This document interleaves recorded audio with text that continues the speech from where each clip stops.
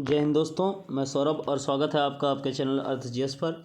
हम लोगों की करंट की सीरीज़ का अगला दिन दिसंबर 6 की बात हो रही है। डे आपका कंटिन्यू 1 to 5।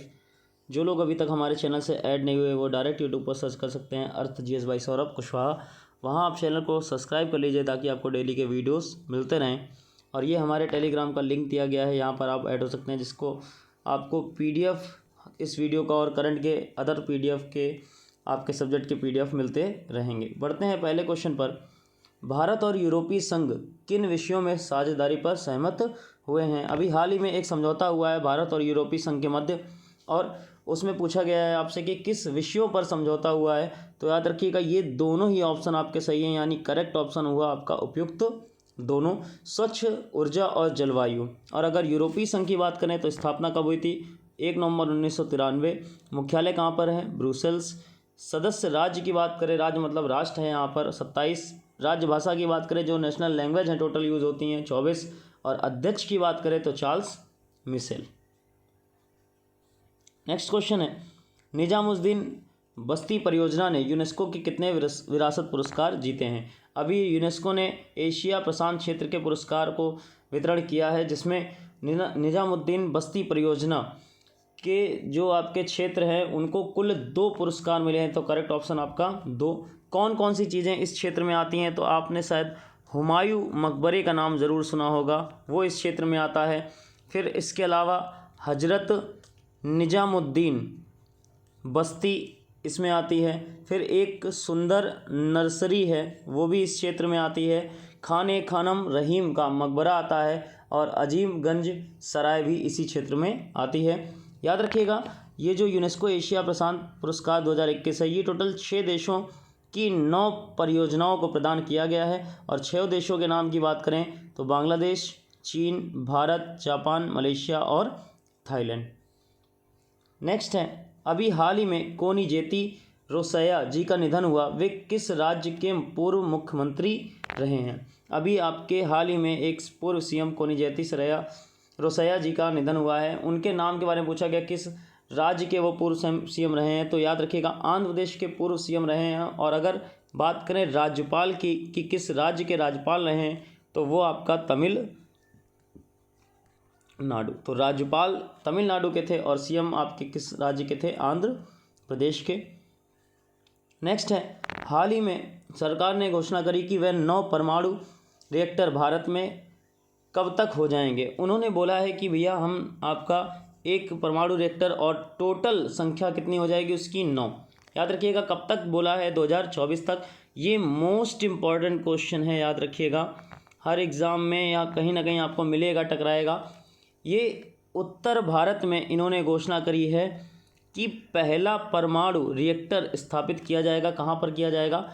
तो दिल्ली से 150 किलोमीटर दूर, हरियाणा स्टेट आपका कौन सा? हरियाणा। और वहाँ पर एक प्लेस पड़ता है गोरखपुर। याद रखिएगा ये यूपी वाला नहीं है, ये हरियाणा वाला गोरखपुर है। नाम में बहुत कन्फ्यूजन है, इसलिए ये क्वेश्चन आने की उम्मीद बहुत ज़्यादा है। वहाँ पर उत्तर भारत का पहला परमाणु रिएक्टर स्थापित किया जाएगा, और ये टोटल संख्या उसकी 9 हो जाएगी। कब तक? 2024 तक।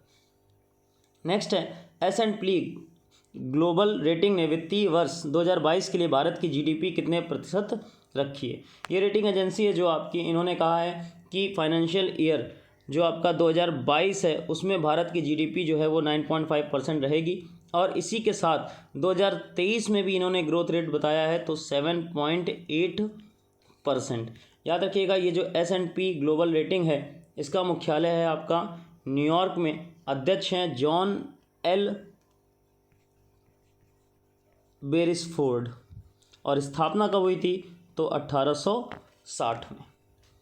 नेक्स्ट क्वेश्चन है, हाल ही में माउंट सेमेरू ज्वालामुखी में विस्फोट हुआ, ये किस देश में स्थित है? आपका एक ज्वालामुखी नाम उसका माउंट सेमेरू ज्वालामुखी, इसमें विस्फोट हुआ और काफ़ी लोगों की मृत्यु भी हो गई। ये जो आपका है ये जावा द्वीप समूह पर स्थित है। और अगर जावा द्वीप की बात करें तो करेक्ट ऑप्शन आपका इंडोनेशिया। तो माउंट सेमेरू किस देश में है? इंडोनेशिया। नेक्स्ट क्वेश्चन है, फ्रांस से 80 राफेल जेट विमान खरीदने की घोषणा किस देश ने की है? देखिए राफेल जेट का नाम कॉमनली हम लोगों ने सुना होगा इंडिया के लिए, लेकिन यहाँ पर ऐसा नहीं है। रिसेंटली फ्रांस से 80 राफेल जेट खरीदने की घोषणा की है? यूएई ने, यूनाइटेड अरब अमीरात ने। और टोटल कितने अरब की डील है? तो याद रखिएगा 18 अरब डॉलर की ये डील है। टोटल कितने खरीदे जाने हैं? 80। तो दोनों देशों का नाम, फ्रांस से खरीद रहा है यूएई, टोटल 80। नेक्स्ट है, पुरुषों की जूनियर हॉकी विश्व कप में किस टीम ने जर्मनी को हराया? देखिए, ये जो पुरुषों की जूनियर हॉकी विश्व कप है, इसका सबसे पहले तो आयोजन कहाँ हो रहा है? तो इंडिया में उड़ीसा स्टेट के सिटी के नाम की बात कर लें अगर, तो भुवनेश्वर, और स्टेडियम के नाम की बात कर लें तो कलिंगा। किसी भी चीज़ पे क्वेश्चन बन सकता है। भारत, राज्य उड़ीसा, शहर आपका भुवनेश्वर और स्टेडियम कलिंगा। और पुरुषों की जूनियर हॉकी है तो इसमें अर्जेंटीना ने आपका जर्मनी को हरा दिया है।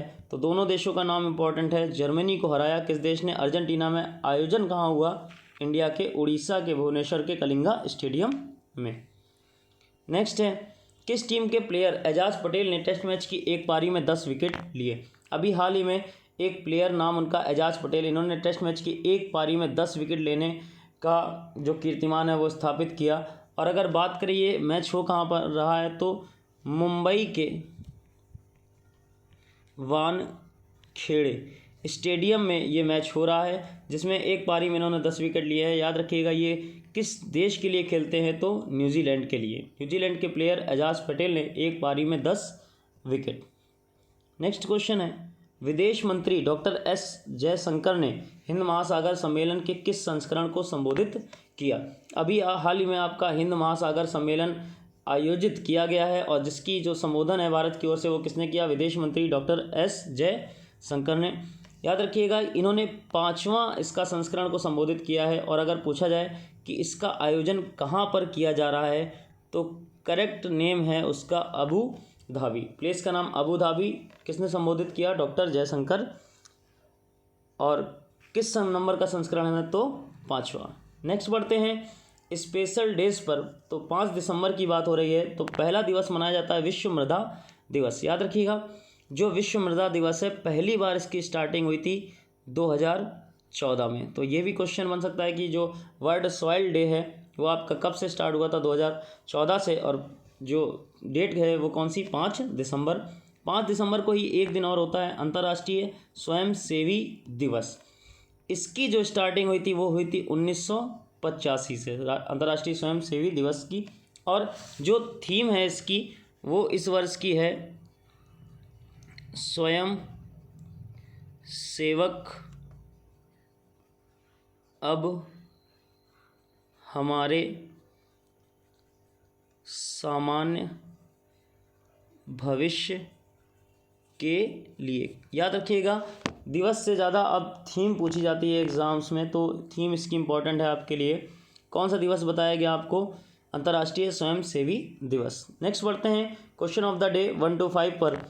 आपको कमेंट बॉक्स में वीडियो के ऑप्शन आपका कमेंट करना है कि चक्रवाती तूफान जो जवाद है इसका नाम किस देश के द्वारा दिया गया है। इसका नाम हाल ही में जो जवाद तूफान आ रहा है उसका नामकरण किस देश ने किया है, और अगर किस राज्य या किस देश में आ रहा है तो अगर आपको कंफर्म है तो आप उसको भी कमेंट बॉक्स में मेंशन कर सकते हैं। तो ये हमारी करंट की सीरीज़ का एक दिन हो गया।